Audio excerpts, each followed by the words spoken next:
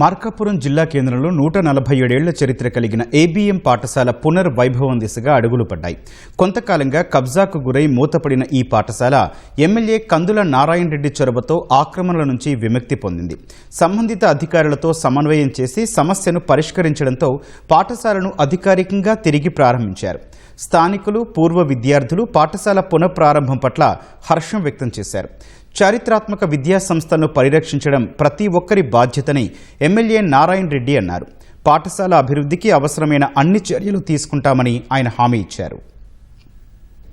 కందుల నారాయణ రెడ్డి గారి ఆధ్వర్యంలో ఈ యొక్క స్కూలు పునరుద్ధరించడము చాలా గొప్ప విషయం. ఆ యొక్క నారాయణ రెడ్డి గారు ఈ యొక్క ఏబిఎం పాఠశాల పునర్నిర్మాణము గురించి ఆయన శ్రద్ధ తీసుకుని ఈ కార్యక్రమాన్ని విజయవంతంగా ఆయన చేతుల మీద ప్రారంభించడం. దాదాపుగా 20 సంవత్సరాల క్రితము ఇది మూతపడిపోయింది. ఇప్పుడైతే పునఃప్రారంభించారు. ఈ పాఠశాల అనేకమైన ఒడిదుడుకులలో ఇరుక్కొని మూత వేయబడింది. కానీ ఇప్పుడైతే ఎమ్మెల్యే గారి సహకారం వల్ల తిరిగి ప్రారంభించడానికి శ్రీకారం చుట్టబడింది.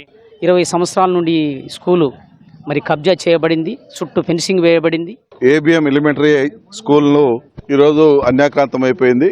ఈ ప్రాంతంలో భూ కబ్జాదారులు దీన్ని కబ్జా చేసి ఇదంతా కూడా మాది అని చెప్పి ఈ స్కూల్ కింద ఈ పరిధిలో ఉన్నటువంటి సుమారు 22 ఎకరాల పొలాన్ని కబ్జా చేసి స్కూల్ ప్లే గ్రౌండ్ తో సహా మొత్తం కూడా ఆక్యుపేషన్ చేసుకోవడం జరిగింది. గతంలో లక్షలాది మందికి విద్యాబోధన చేసినటువంటి ఈ స్కూల్ ని భవిష్యత్తులో మళ్ళీ తిరిగి పూర్వవైభవం అనేది తీసుకొచ్చేంత వరకు మేము ఈ స్కూల్ కి అండగా నిలబడి మా సహాయ సహకారాలు అందించి ఈ స్కూల్ కి పూర్తి జీర్ణోద్ధారణ చేసి తీరుతామని చెప్పి ఈ సందర్భంగా తెలియజేస్తాము.